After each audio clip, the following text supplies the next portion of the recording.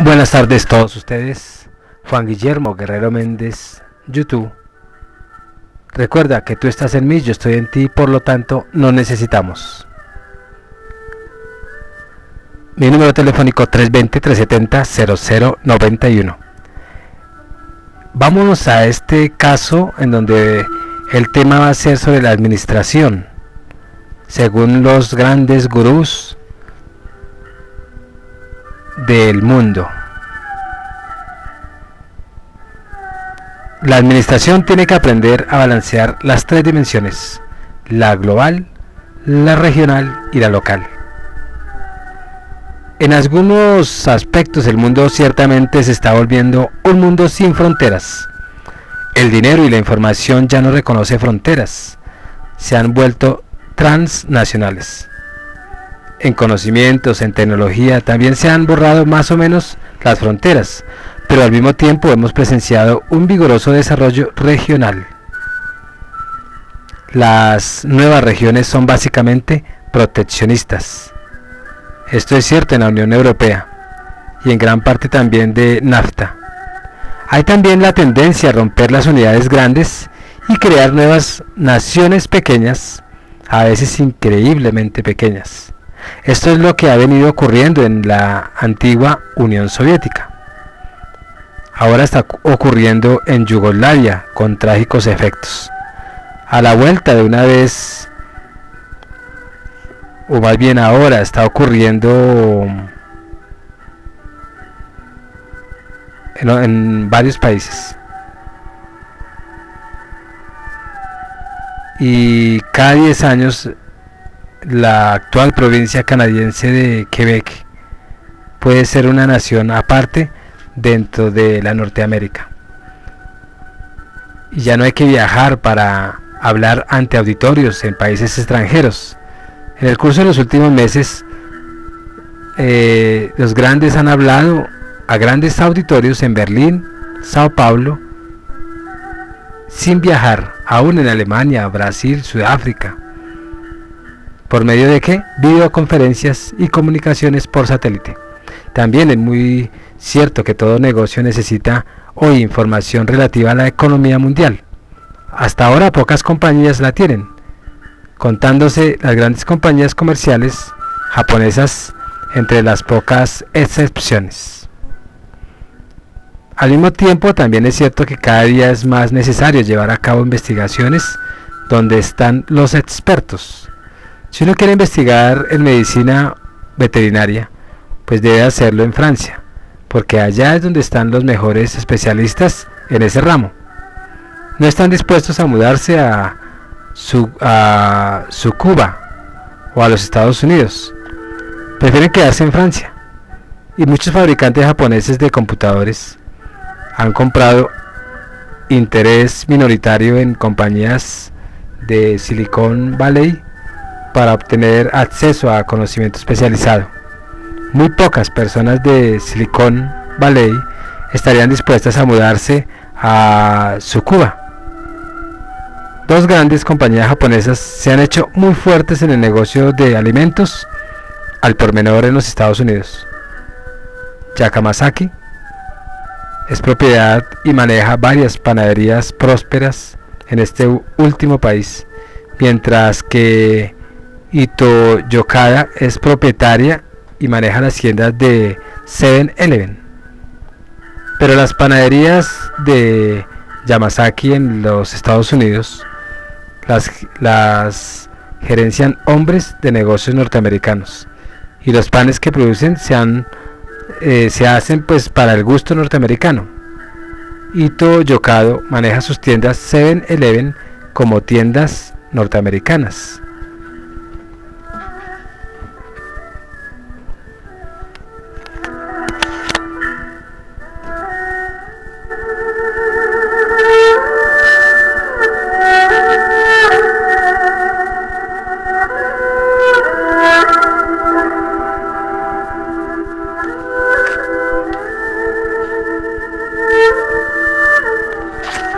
Ni la Unión Europea ni NAFTA han creado regiones sin fronteras.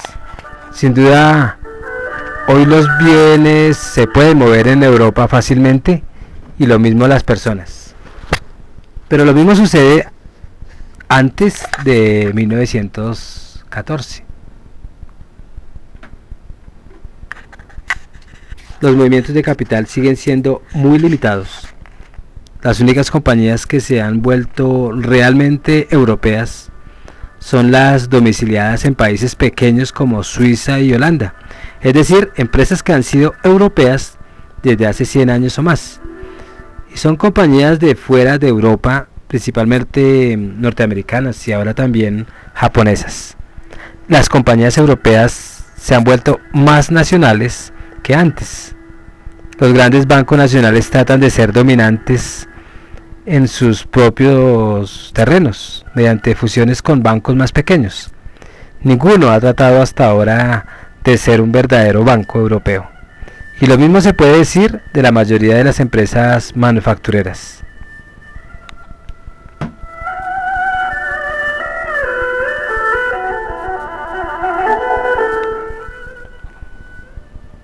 Para hacer hoy negocios en el mundo, aun cuando sea dentro de las propias fronteras nacionales, hay que pensar globalmente. Y cualquier negocio que opere más allá de sus fronteras nacionales tendrá que hacer un cambio radical. Tendrá que preparar una alta gerencia de distintas nacionalidades y diferentes antecedentes y experiencias que trabaje junta como un equipo. Ya hay unos pocos ejemplos entre ellos, como Nestlé, compañía suiza de alimentos elaborados. En su alta gerencia pues están representadas media docena de nacionalidades. Otras están entre ellas Coca-Cola y otras elaboradoras de alimentos en los Estados Unidos y Citibank en el campo financiero. Hasta ahora estas son excepciones. Organizar semejante gerencia es evidentemente una serie de actividades con una seria tarea y es difícil. Cuán difícil lo dicen las espinosas relaciones de compañías japonesas de bienes electrónicos de consumo, como Sony y Mitsushita, con sus filiales norteamericanas de software, productoras de películas y programas de Hollywood. Hasta en los casos en que no existen diferentes culturas, crear una gerencia transnacional no ha sido fácil para nadie. Y hay una compañía que sí tiene una gerencia verdaderamente europea, y es la filial europea de la Ford Motor Company. Allí norteamericanos también hay ingleses, alemanes, italianos, franceses, pues trabajan juntos en un equipo superior de gerencia. Pero a la Ford Motor Company le costó 20 años de muy duro trabajo organizar tal equipo. Podríamos decir que ni la Unión Europea ni NAFTA pueden realmente servir de ejemplos. Yo no diría que esto lo dice Peter Drucker, y él dice: yo no diría que ninguna de las dos ha abolido fronteras, y otros bloques regionales ciertamente tendrán que desarrollar sus propias reglas, aún sus propios principios, sus propias maneras de integrarse. La integración de la región que está surgiendo ahora en América del Sur debe haber sido bastante sencilla. Al fin y al cabo, en Mercosur, la economía regional sin fronteras, formada por Argentina, Brasil, Paraguay y Uruguay, hay mucha unidad cultural. Pero aún allí les ha sido sumamente difícil a los brasileros, aún a los argentinos y paraguayos, salir más allá de sus fronteras, salvo para el intercambio de bienes. Todos conservan sus propias leyes, lo mismo que los países de la Unión Europea y de NAFTA. Conservan sus propios reglamentos financieros y sus propios sistemas tributarios. En otras palabras, lo que hay es una zona de libre comercio más bien que una nación o una unión económica. Como ya se ha dicho, esta era la norma en todo el mundo antes del 1914. Por ejemplo, dentro del Imperio Británico no había aranceles de aduanas.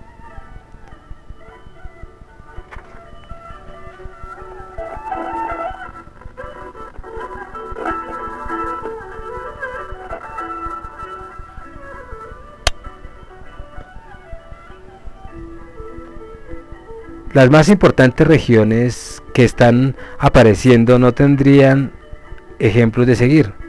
Estas son las regiones de Asia y nadie sabe cuántas habrá en el futuro. El litoral chino es tan grande que puede constituir por sí solo una región distinta de otras. El Asia sudoriental y los países de la ASEAN conjuntamente son también suficientemente grandes para ser una región, pero a diferencia de China litoral, son un extremo de diversa cultura y tanto social y políticamente. La mitad, por ejemplo, tiene tradición confuciana, la otra mitad son musulmanes, y la relación del Japón con estas dos regiones no se ha definido aún y ni siquiera es posible conjeturar cómo será, aunque ya hay pasos para hacerlo. La globalización, regionalización y localización, podríamos decir en otras palabras, que la gerencia tendrá que aprender a operar en 3 dimensiones y a balancearla. Tendrá que aprender a operar en la economía mundial. Su propio mercado puede ser puramente local, pero la competencia ya es mundial. En muchos casos va a tener que aprender a operar regionalmente, y cada región será seguramente muy distinta de las demás.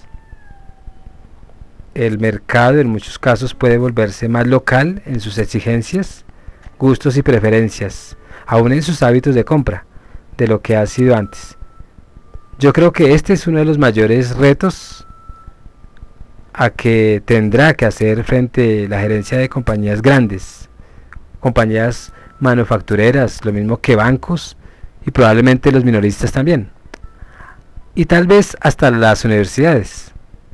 La clave bien puede ser la habilidad para formar un equipo gerencial que vaya más allá de una nacionalidad cualquiera y sin embargo esté unido en su devoción al bienestar de la compañía o al bienestar de sus empleados y a la misma satisfacción de sus clientes. Este bien puede ser el mayor reto gerencial a que tengamos que hacer frente a los próximos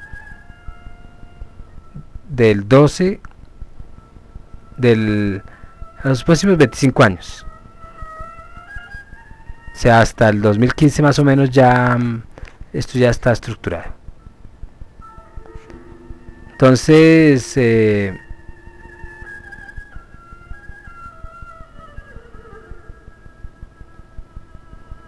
lo que hace importante, estimulante, es que se concentren juntamente en los retos que vamos a afrontar en los tiempos venideros. Eso para tanto los estadounidenses como los japoneses. Entonces se puede dar respuestas, pero en realidad las respuestas las van a dar los líderes y los ejecutivos de los negocios, principalmente los de los países desarrollados como Estados Unidos y Japón. Y lo más a que puede uno aspirar es que estas respuestas estimulen a los ejecutivos de negocios a pensar a fondo en su propio papel y en sus propias oportunidades y aún sus propias estrategias.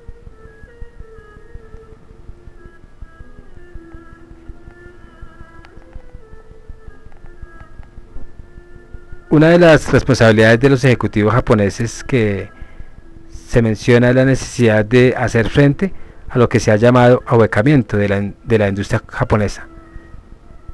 Me consoló mucho la opinión de que los temores al respecto se basan en una mala comprensión del asunto. Aun cuando la modificación de la estructura industrial es una tarea de la mayor urgencia en el Japón, y la necesidad de efectuar dichos cambios no es bien entendida, ni siquiera dentro de los círculos industriales, o sea, cambiar la estructura industrial. Y muchos creen que más bien que muchos se convencerán de la necesidad de cambiar por la clara explicación de su respuesta. Entonces, hay que disfrutar enfáticamente la idea de que un aumento de sus operaciones en el exterior por parte de los manufactureros pues debilita la base industrial doméstica y sostiene que el traspaso al exterior de operaciones febriles, improductivas, sirve para fortalecer las industrias manufactureras del país desarrollado. El rediseño de los negocios, pues hablando de esos fabricantes de automóviles como Toyota, Ford y Nissan, indica que por la experiencia que estas compañías demuestran que el éxito en las industrias manufactureras se alcanza mediante el rediseño fundamental de los negocios y mediante la conversión de trabajadores manuales de fábrica en fuentes de conocimiento e información, más bien que con enormes inversiones en automatización en las plantas. Según mi experiencia, ese rediseño es igualmente aplicable y eficaz en las industrias no manufactureras y en especial en el sector de ventas al por menor. Entonces la modernización de la industria minorista en el Japón ha estado en marcha en el Japón durante unos 20 años con la conversión de ineficientes negocios de familia en modernas cadenas de tiendas vecinales a base de concesiones. Este rediseño fundamental ha beneficiado a los consumidores conservando muchos pequeños puntos de venta al por menor y aumentando al mismo tiempo la productividad en la industria mediana o más bien industria moderna, sin necesidad de inversión masiva. Y se debe anotar que en este punto y que el concepto de una cadena de concesionarios se tomó desde luego de los Estados Unidos. De las cadenas de tiendas vecinales, pues podríamos decir que el primer punto de venta de la cadena Lawson de tiendas vecinales concesionarias, que está afiliada a Daiei, se abrió en el 1975. En los 20 años siguientes establecimos, o en Japón más bien, se establecen más de 5.000 puntos de venta. Y hoy la existencia de pequeñas tiendas vecinales es parte indispensable de la vida de todos los japoneses, hombres y mujeres, jóvenes y viejos, donde hay sistemas computarizados y pusieron estas tiendas a la cabeza del comercio al por menor, razón por la cual se dice con frecuencia que la tecnología del computador modernizó la red de tiendas vecinales. Y la experiencia les dice a los japoneses, sin embargo, que el concepto de tiendas concesionarias y la riqueza de información pertinente que proporciona son mucho más significativos. El concepto de concesiones procede como sigue: siempre que sea posible, se evita la duplicación de trabajo. Todos los elementos son importantes: diseño de la tienda, trazado de los anaqueles, establecimiento de sistemas logísticos de compras y entregas, formulación de reglas para administrar la tienda y aún empleados de medio tiempo, y recopilación de cifras para distribuir a los puntos de venta y a los manufactureros. Simultáneamente hay que preservar la independencia de los propietarios de tiendas para darle la satisfacción de manejar su propio negocio. Finalmente, pues es de vital importancia conseguir los locales que sean más cómodos para los clientes y ofrecer una variedad de artículos. Tal concepto de concesionarios fue la fuerza impulsadora en la conversión de los puntos de venta al por menor de negocios de familia en modernas tiendas vecinales. Los sistemas de computador y POS son importantes, pero no son más que herramientas. La conceptualización y la toma de decisiones por las personas son siempre más importantes que la variedad de herramientas de que sirve la administración. El sistema de concesiones se aplica no solo a tiendas vecinales y otros puntos de venta al por menor, sino también a establecimientos de comidas y bebidas. En la India, por lo menos, los empleados en tiendas de ventas con descuento, con área de piso ligeramente superior a las tiendas vecinales, y en puestos de comidas rápidas que sirven hamburguesas y especialidades locales. Así es que el conocimiento es la clave para cambiar la estructura industrial del Japón. El conocimiento no es la tecnología como tal, ni una infraestructura supergigante. Ya no cabe duda de que este país tiene que convertirse en una sociedad de conocimientos, como usted lo ha sostenido desde hace tiempo.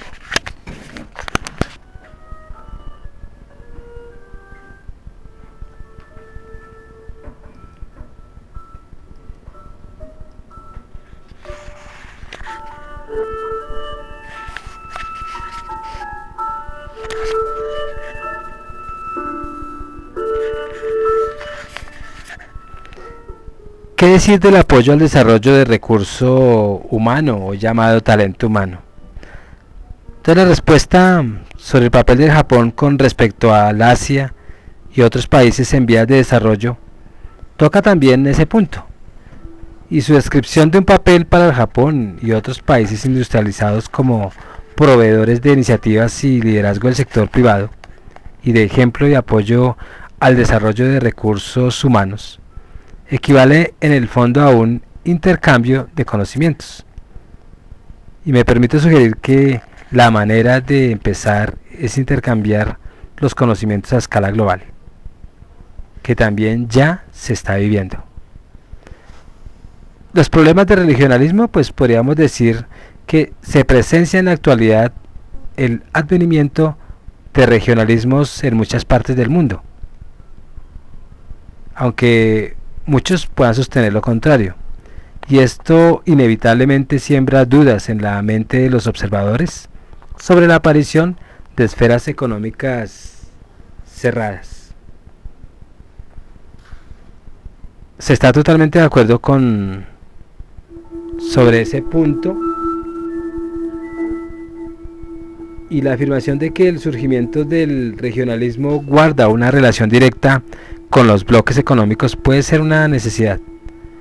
Se entiende el punto de vista de los partidarios del regionalismo que arguyen que la liberalización dentro de determinadas regiones se extenderá posteriormente a todo el mundo. Todo esto pues es sustentado por estos grandes gurús de la administración, Peter Drucker entre ellos, y el mismo japonés Nakauchi, Isao Nakauchi. Entonces, cuestión del tiempo oportuno, pues mientras la liberalización avanza dentro de una determinada región, el ritmo del progreso económico por fuera de ella se puede estar desacelerando antes de que la expansión alcance a producir beneficios. Por lo menos, mire, la Unión Europea empezó en 1957 con el establecimiento de la Comunidad Económica Europea, y se necesitaron más de 30 años para llegar al Tratado de Maastricht, que creó la Unión Europea.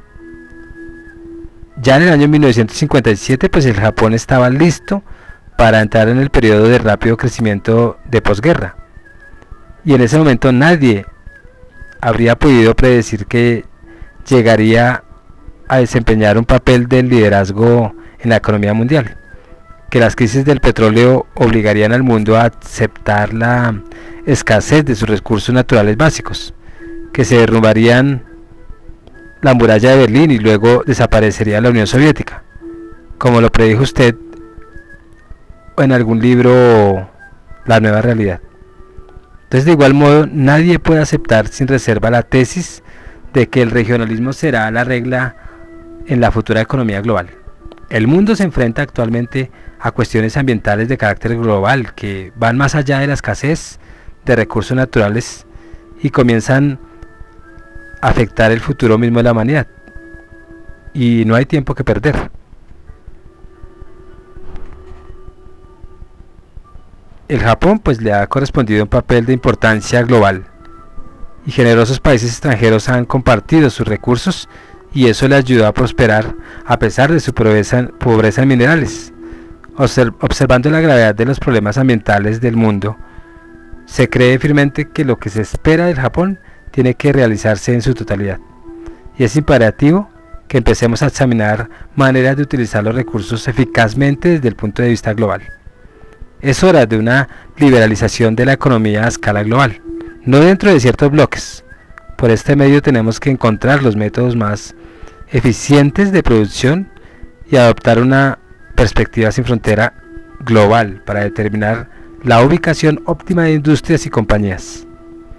Entonces hay que entender que esta no es una función de los gobiernos, que operan primeramente o principalmente en términos de fronteras nacionales, sino es el deber de la industria privada.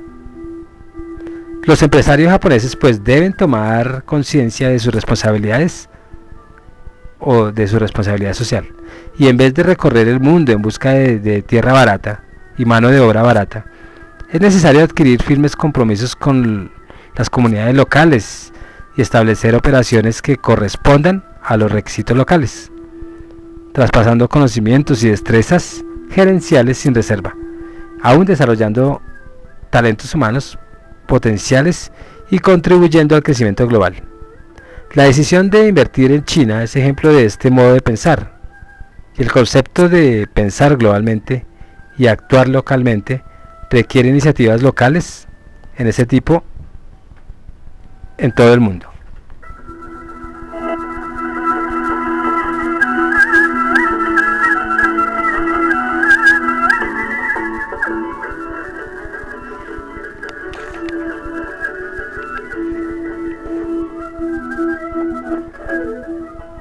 La responsabilidad del empleo también menciona usted, le dice Peter Drucker a Isao Nakauchi, la importancia de desarrollar recursos humanos como una responsabilidad ejecutiva, hecho casi olvidado por la comunidad japonesa de los negocios, que tiembla ante la sola palabra recesión. Entonces afirman algunos que en el futuro el Japón no necesitará trabajadores que no estén familiarizados con los computadores, ya que las tareas simples se habrán traspasado a trabajadores menos caros en el exterior. Y ya hoy el Japón está con representaciones comerciales en muchos países. Entonces hay algo de verdad en este argumento. La importancia de los computadores en los negocios ya se acepta ampliamente, y la revolución informática que pasó de los Estados Unidos a Europa al Japón está alimentando el progreso tecnológico que se ha apoderado del Asia. Se puede decir que de aquí en adelante la importancia de los multimedios como herramienta de negocios solo puede ir en aumento.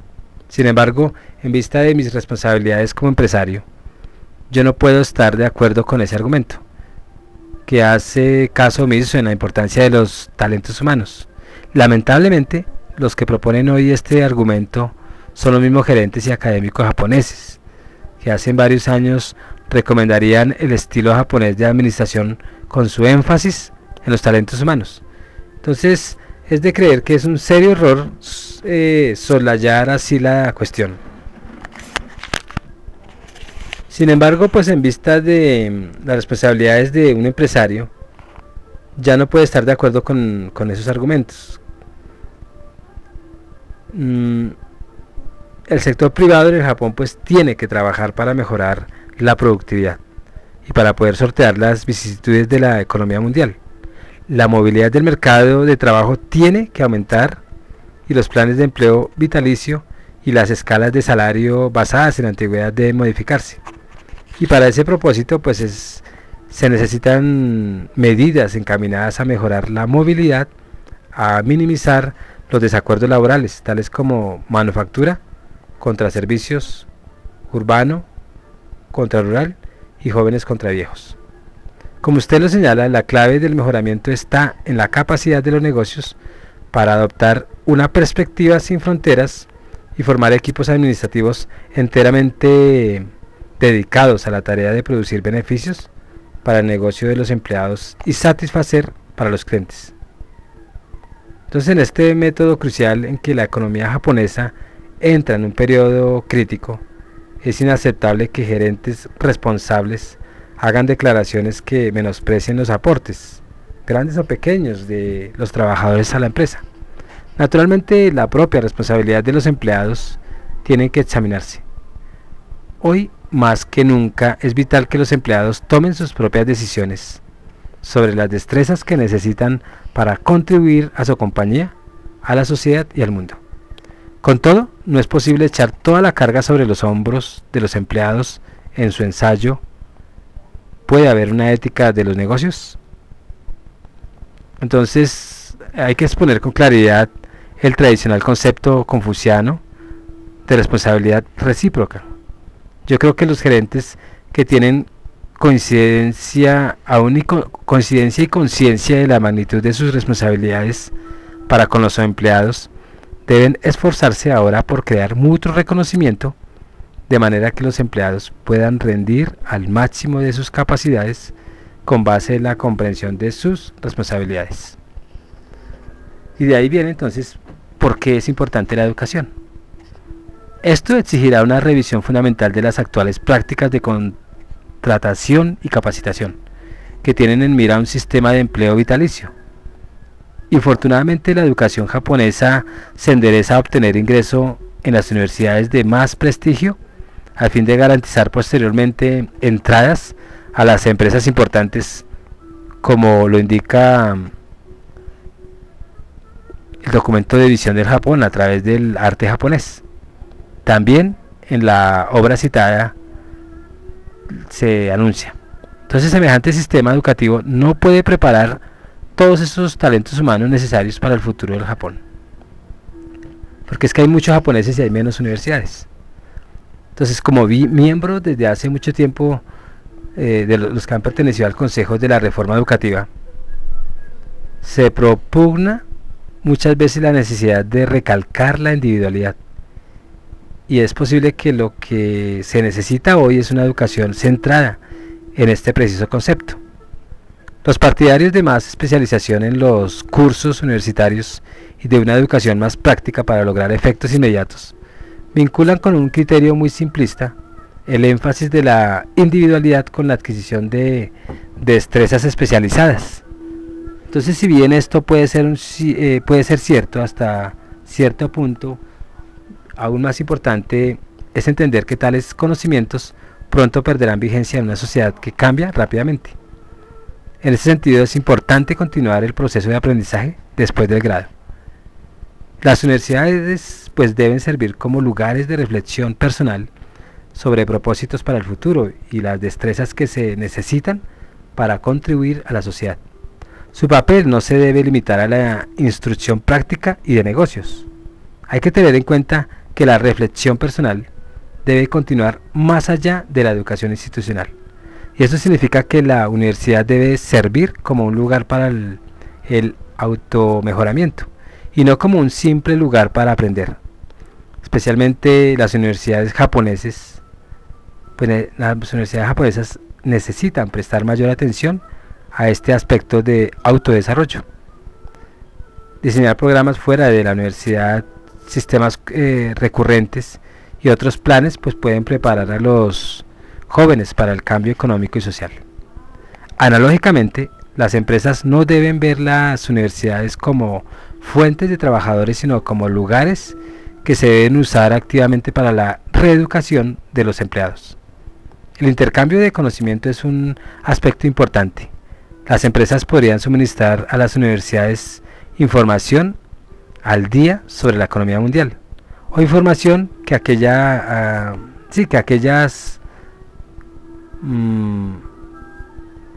por su parte pues podrían utilizar para investigar muchos factores constantes y la dirección de las tendencias subyacentes.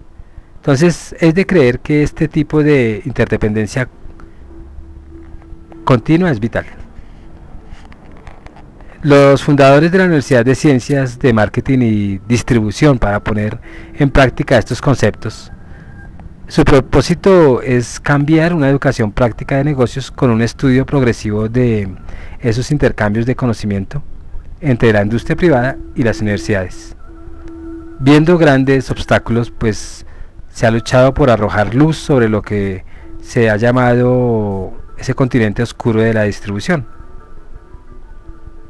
Entonces, lo que le parece a Isao, es importante que la industria, Isao Nakauchi, personaje importante, gurú de la administración, él dice que lo que le parece que es importante en la industria privada, que él contribuya activamente en esta forma de desarrollo de sistemas para la reeducación de los empleados, reformando a su vez gradualmente todo ese sistema educativo japonés. Y ahí pues hay un desarrollo de la fortaleza personal. Entonces, como se observa en algunos seminarios en Tokio, pues es responsabilidad de todos y cada uno de los japoneses y de las industrias privadas desarrollar esa fortaleza. Y se sostiene que esto se extiende de la responsabilidad ejecutiva desde la reestructuración corporativa y recortes de personal. Entonces, escuchando en esa conferencia, comprende que en preparación para el advenimiento de la sociedad de conocimiento, el papel de las corporaciones es apoyar los esfuerzos de los empleados que optimizan su fortaleza. Y esto dará a las corporaciones la capacidad de contribuir al bienestar de esa sociedad, transformándolo en agrupaciones de individuos con fuerte voluntad de automejoramiento. Y a medida que las economías se hacen más integradas globalmente, las compañías japonesas tienen que pensar más globalmente y actuar localmente. Entonces el desarrollo de los recursos humanos sea tan importante en el exterior como lo es en el propio país. Y los ejecutivos tienen que poseer un sentido global de responsabilidad. Entonces el profesor Drucker evalúa con Nakauchi el deber de esos ejecutivos en la sociedad del conocimiento, a diferencia de la tendencia de mirar al interior de los mismos gerentes japoneses que están buscando las mejores maneras de recordar personal sobrante durante este prolongada recesión. Entonces, ya entendiendo un poco cómo la administración está cambiando a través de las industrias privadas del Japón, porque están influenciando la comunidad intelectual desde las universidades. Entonces nos damos cuenta que aquí en Colombia pues también nosotros tenemos que empezar a toda esa administración, ¿cómo decir? Vieja, toda esa administración primitiva que los colombianos estamos llevando, que es maltratar al empleado, atemorizarlo, humillarlo, etcétera, etcétera. Todo eso tiene que dar la vuelta desde el respeto y desde el reconocimiento de la importancia de ese capital humano que tenemos en las empresas, porque de ellos depende la calidad no solamente de la compañía o de la institución, sino de del mismo producto o del servicio que estamos ofreciendo. El servicio, el producto y el servicio son la gente.